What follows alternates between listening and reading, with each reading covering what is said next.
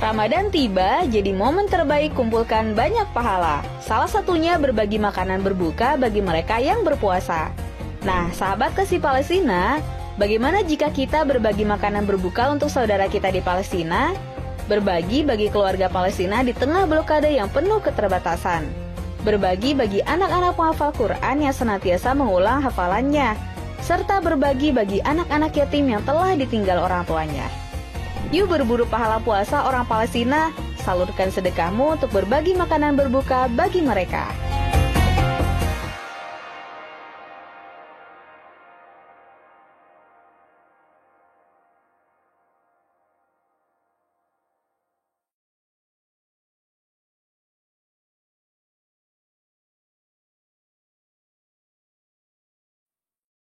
Saya bacakan ayatnya dulu, Al-Baqarah ayat ke-45 sampai 46.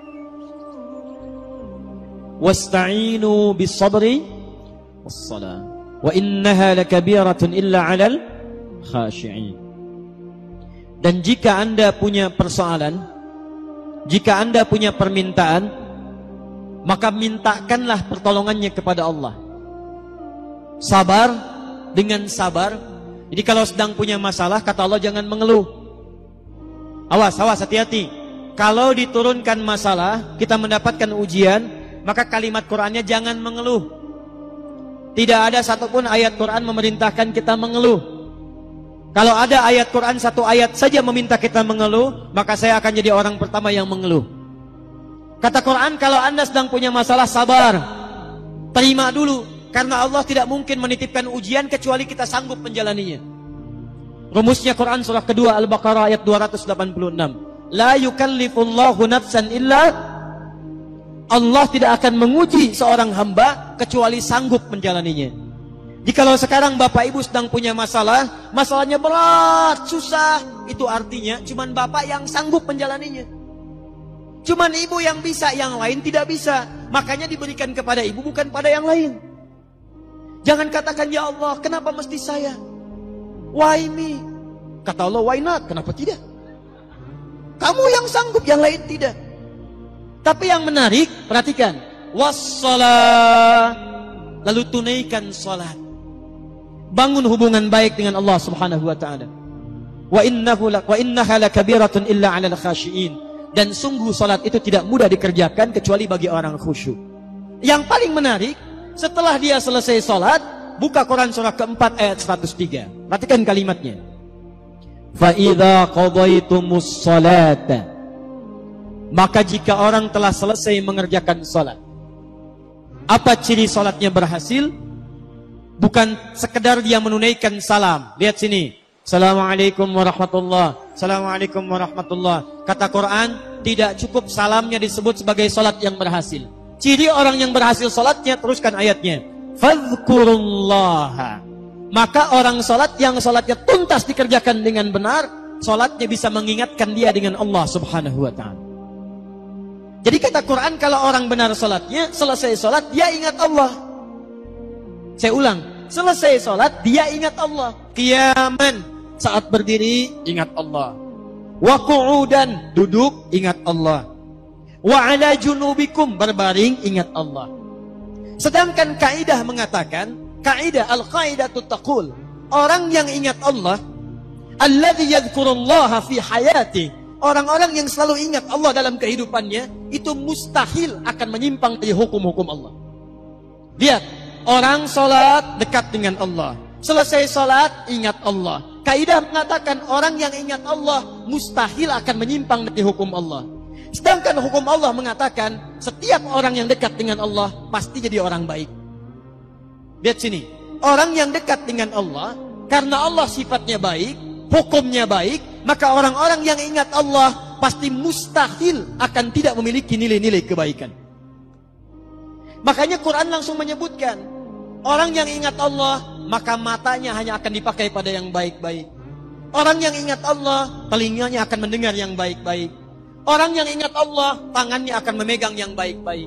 Bagaimana cara mengingat Allah? Salat. Karena itu orang yang selesai salat mustahil berbuat maksiat. Otomatis orang yang salat itu akan selalu berperilaku baik dalam kehidupannya. Contoh nih Bu, Pak. Apa fungsi mata? Melihat. Tuh. Bapak ibu punya mata, melihat. Kambing pun punya mata, kambing melihat. Sekarang apa bedanya mata orang rengat dengan mata kambing rengat? Kalau cuma melihat, kambing pun melihat. Kalau cuma melihat, elang pun melihat. Tuh lihat elang naik sampai Gunung Karang. Naik sampai ke awan. Anak ayam kelihatan. Ayam bapak ibu diambil elang, dari atas kelihatan. Orang menes naik pesawat, ngelihat anak sendiri gak kelihatan. Apa bedanya mata kita dengan mata elang? Mata elang lebih tajam dibanding mata kita. Tapi elang tidak dihisap, kita dihisap. Quran surah 17 ayat ke-36. Inna sam'a wal basara wal fuada kullu ulaika kana anhu mas'ula. Sungguh pendengaran manusia, penglihatan manusia, bahkan pikiran manusia satu saat akan dihisab oleh Allah Subhanahu wa taala. Kalau mata biasa dipakai melihat saja, tapi tidak melihat yang baik-baik, maka hisabnya akan berat bagi orang yang punya mata itu. Maka itu turun ketentuan di Quran surah ke-24. Ayat 30 untuk laki-laki, ayat 31 untuk perempuan. Perhatikan kalimat Qurannya. Qul lil mu'minina yaghuddu min absarihim. Katakan pada orang-orang yang beriman, ciri orang beriman itu salat. Orang yang salat ingat kepada Allah, maka mata orang salat yaghuddu min absarihim. Maaf, akan dipalingkan dari perbuatan maksiat. Jadi fungsi mata kita itu, mata orang salat bukan sekedar melihat, tapi melihat yang baik-baik. Kalau tidak baik tidak akan dilihat. Buka Facebook, Masya Allah, lihat status, yang dilihat status istri orang. Mustahil. Jadi kalau Anda benar sholatnya, mustahil pandangannya dipakai untuk maksiat. Keluar dari masjid, Masya Allah masih ada yang tertukar sandal. Kalau benar sholatnya, mustahil ada yang kehilangan sandal. Di sini ada yang begitu? Tidak, Alhamdulillah, tidak beda. Ya. Tangan orang sholat mustahil maksiat. Datang ke kantor, ditawari disogok, gak akan diterima.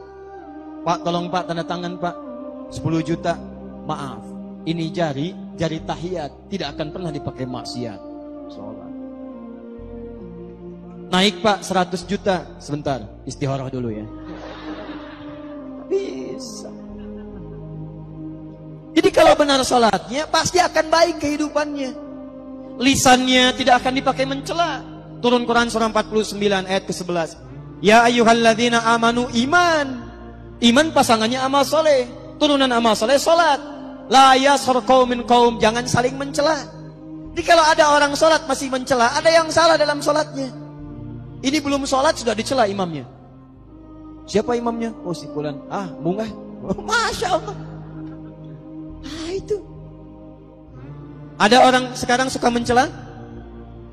Ada yang suka bertengkar? Ada. Kalau orang itu sholat, berarti ada yang salah dalam sholatnya.